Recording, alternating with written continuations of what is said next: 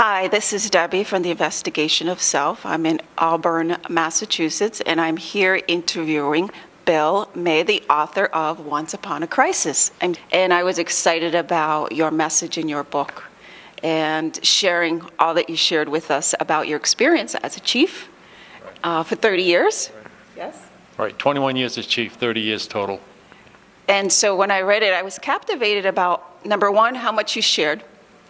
And number two, that there's life after such experiences that we tend to deal with in law enforcement. So I would love to be able to have a conversation to share with everyone the beauty of your book, your message, your experience, and you're retired now, and the amazement and wonder of there is life after retirement, and it's great. So thank you, Bill. Well, Deb, I was into my profession for about 17 years when I got into trouble with it. I had some events that really impacted me, and to cover them quickly, I had a family that was killed in a car crash just before the holidays. The following December, I had a mother and her children murdered in their home by an intruder. Had a girl shot in the head by her boyfriend. 2-year-old passed away at home, although she was sick. Her death was a little premature. I lost my dad within a 5-year period, all this was going on. And my marriage broke up at that time. And I was trying to expand a department to build a police station, and I was a working chief of police. I didn't just sit behind a desk. I actually did patrols, and I was out backing up people. They would back me up. Cross-trained in emergency medicine. And so I was a very busy person, and at that time, in that 5-year period, the economy faltered. I had to lay people off. That really bothered me. When you lay people off, they don't have an income anymore. So there was a lot going on in my mind. I was having trouble sleeping at night. So I went to my primary care physician and got some medication to help me sleep.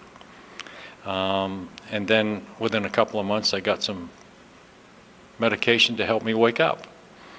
And on my own, I started doubling up on the doses. And when I did that, when I went back for get my prescriptions refilled, the doctor sat me down and asked me what was going on. And I told him about the thoughts that were running through my mind. I was having dreams.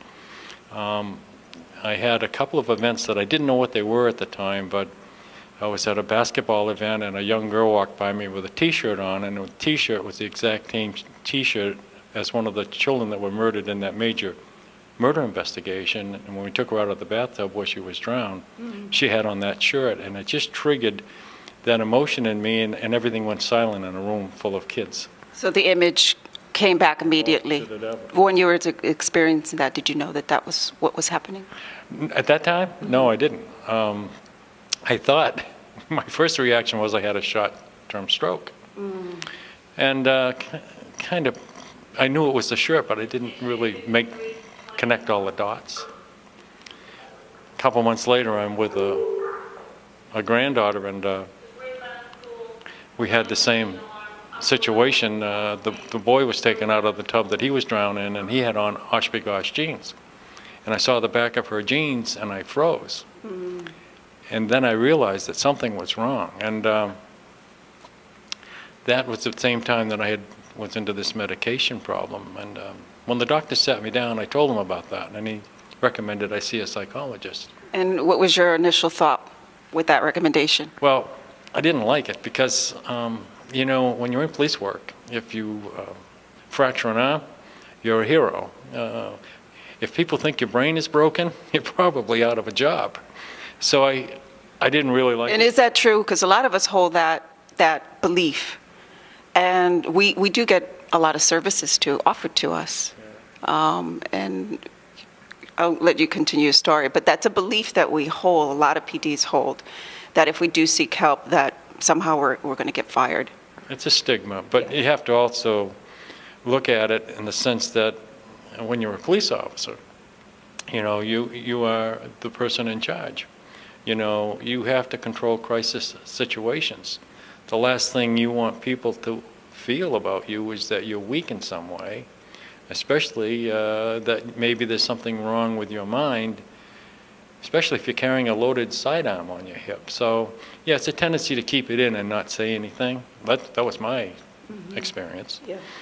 So I wound up with a psychologist. And did you go immediately, or did you take some time and think about it? No, I went immediately. I was in a bad frame of mind in the sense that I was really heavy into these medications, prescribed medications, but I was doubling them up, you know, and I was tired all the time. I knew I was messed up, and so I went immediately to this psychologist. And first visit, he told me that I had severe post-traumatic stress disorder. I didn't know anything about it.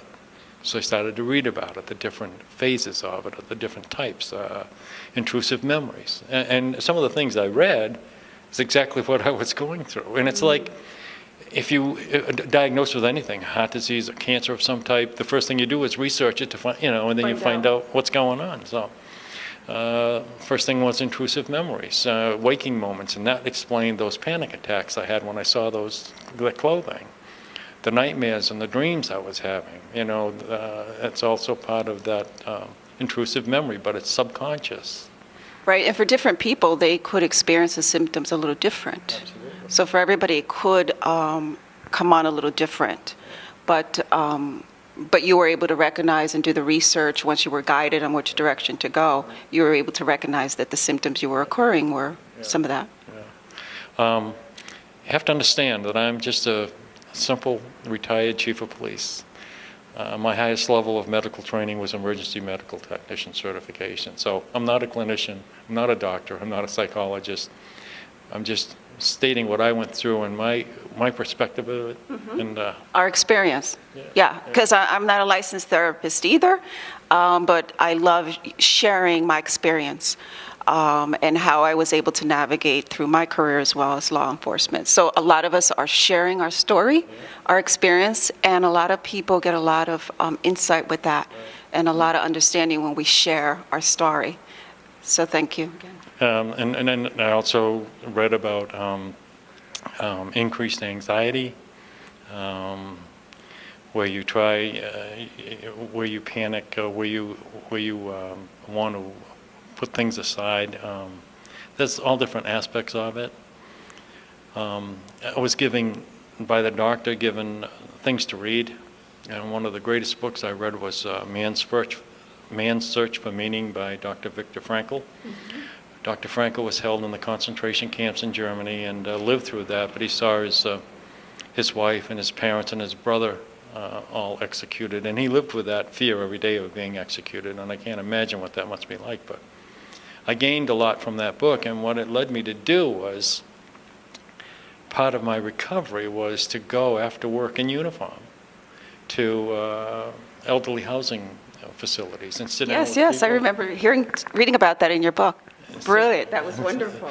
You sit and talk to people or just play cards with people, and I felt selfish in a way because when I lifted their spirits up, they lifted up mine.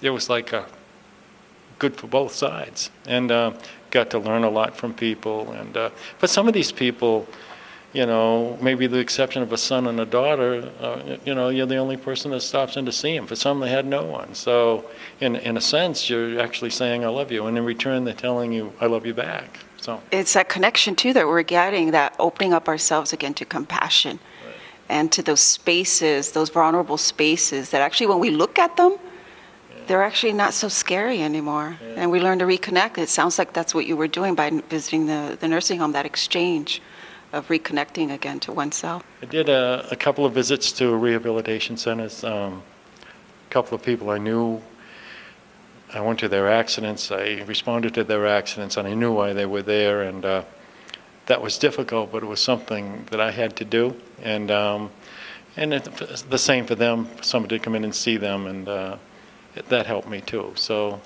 there were those things. I also decided to get out of my cruiser and walk. You know, I'd go into the woods and just check areas because I patrolled a very rural area. And So physical exercise you incorporated as well. Absolutely. And, Fabulous. and this is, now I'm looking at 23, 24 years ago. I've been retired 11 years. I still do these things. I still walk every day religiously. I visit people in nursing homes or housing projects, but I do it differently. It's interesting when you're in uniform, it kind of opens the door. They let you in. If you walk into these places in civilian clothes, it's like, who's this person? So what happened was I found that you can exercise your mind, or you should, just like you exercise your body. So I took up... Say that one more time, please. You should exercise your mind like you do your body. You put your body on a treadmill, well, you can do that with your mind. And I took up music. I learned how to play an accordion, I learned how to play a fiddle, and I learned how to play a guitar.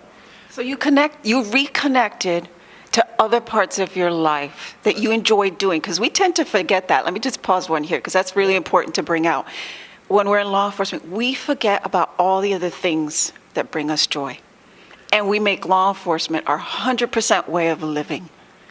And you were bringing that back into your life. That's true. I think in law enforcement, there's the hypervigilance involved. Something that really isn't talked about as much as the hypervigilance is the hypersensitivity, the images that go into your mind. So there is that aspect of it. And I like that you saw that you really had to now engage and exercise your mind.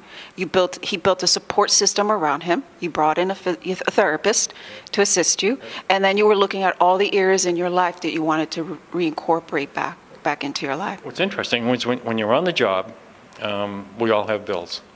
We have family, we have all kinds of obligations. And quite frankly, you wonder where you find the time for all of that. But it's very important in my mind that something else that helped me through this is I met a young lady that I fell in love with.